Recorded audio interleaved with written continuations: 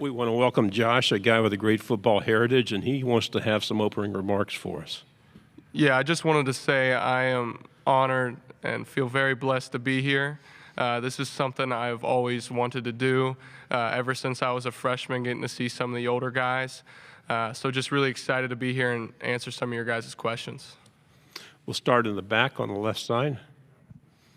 Dan Peck, ESPN 106.7 in Auburn. You just mentioned it's meaningful to be here. What was, I mean, how'd you find out? You know, what was the conversation like with Coach when you found out you were going to media days?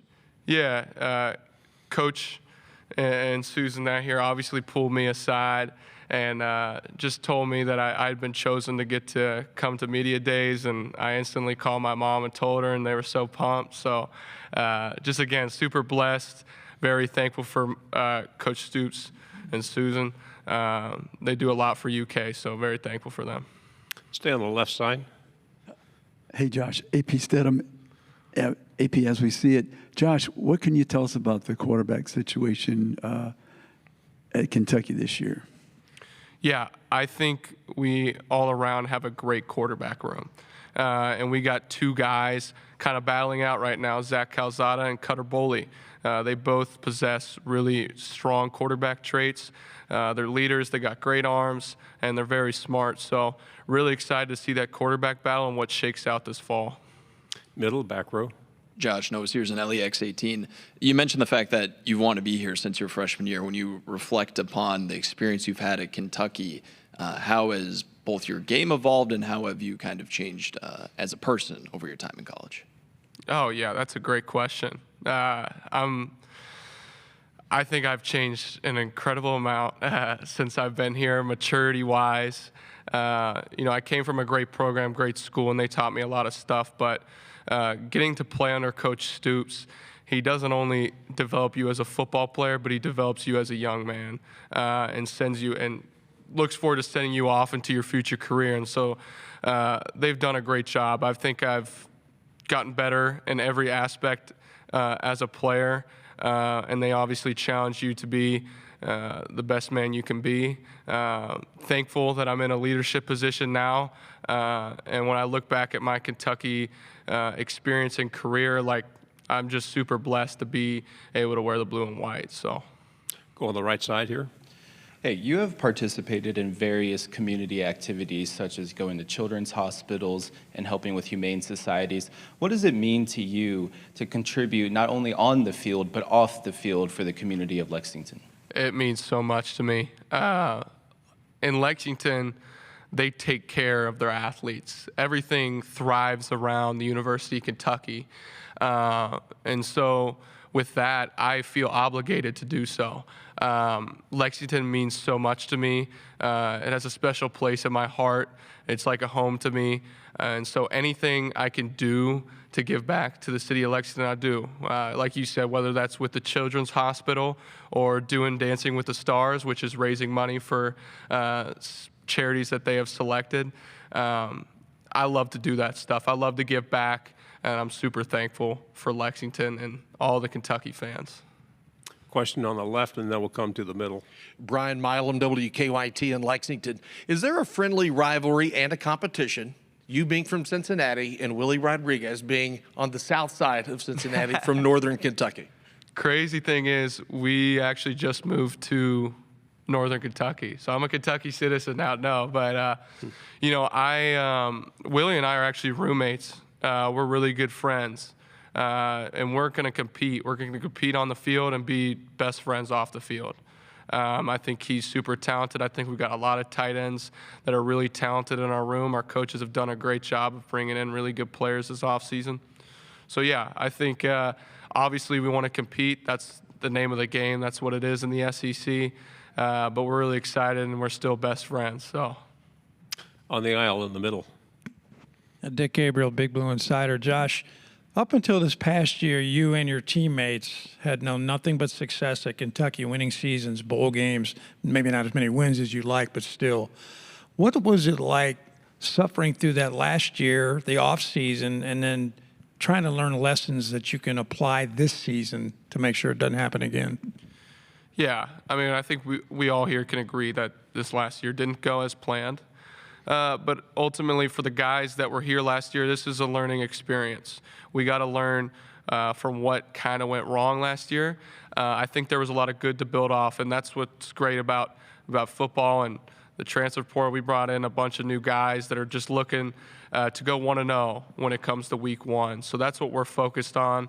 We're focused on getting better. We're focused on going into this fall camp and competing. And we're trying to move past last year and on to this year. Left side, back row. Alex was in here recently, and he mentioned the steps Zach Calzada has taken to ingratiate himself in, with the team and win over the locker room. What are some things that a new teammate, especially a quarterback, needs to do in the offseason in order to win his teammates' respect? Yeah, I think it's just the small things.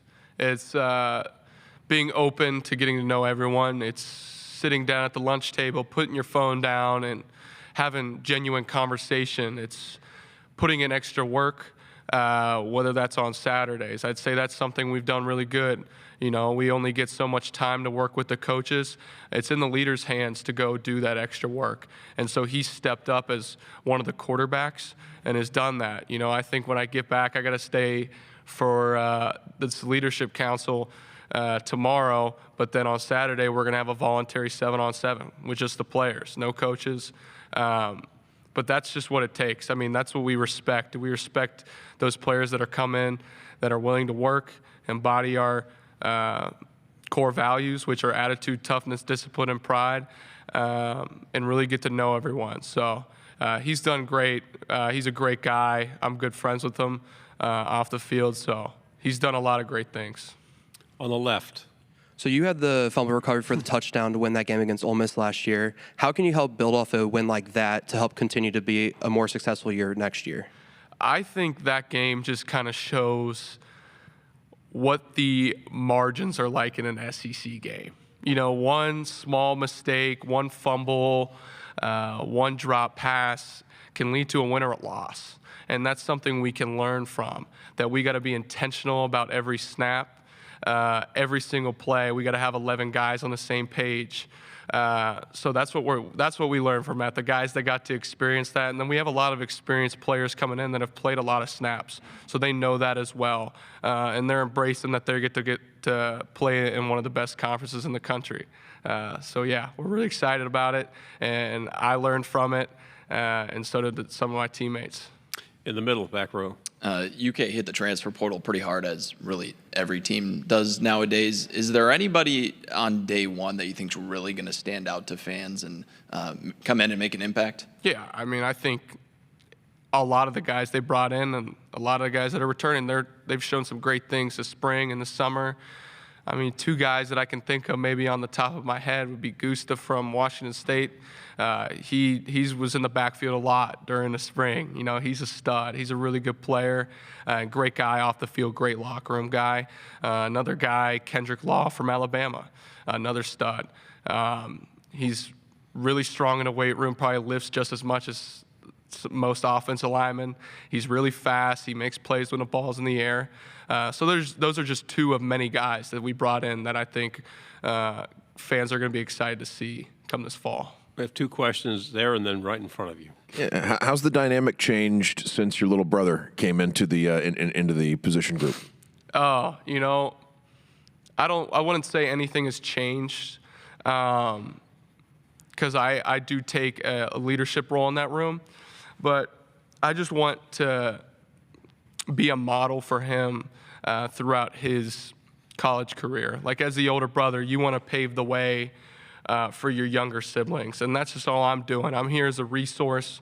Being a college athlete can be challenging, whether that's with school, social life, or football. I just want to be a resource with them, and I don't think much has changed. I'm always going to be there for them, so I'm just blessed to be able to get to play with them. Left side. What's the role of the tight end in the Mark Stoops offense? I think it hasn't changed. I think we got to be able to block, and we got to be able to catch when the ball's thrown to us. I think the tight end room looks really complete. I think we've been showing that we are able to catch and block And that's what it is. Tight end's got to be nitty-gritty in the SEC. Everything starts with the run game, so we're very involved with that, and then we're also very involved in the passing game. We're going to play a big role. Susan, we're going one more extra question right here in the middle. Well, speaking of the offense, you actually have an offensive coordinator for a second consecutive year. What's that been like for you guys to develop? I know you got new faces, but a lot of guys back on offense under Hamdan's offense. Yeah, I love it. I've gone through 3 head coaches in high school, 3 offensive coordinators in college. It's nothing new to me, but it's really nice to have that familiar face and that familiar offense and have some of that continuity. Obviously, you said, there's 50 newcomers, so they're going to have to learn the offense, but we're a player-led team, and that's what Coach Stoops wants, and that's what Coach Hamdan challenges some of the offensive leaders to do, and make sure that some of these new guys pick it up fast, play fast, and help us win games. So it's really nice. I love Coach Hamdan. I like him on and off the field. I like playing for him, and I think he's a brilliant play caller. So. Josh, excellent job. Thank you very much. Thank you, guys. Great job. Thank you very much.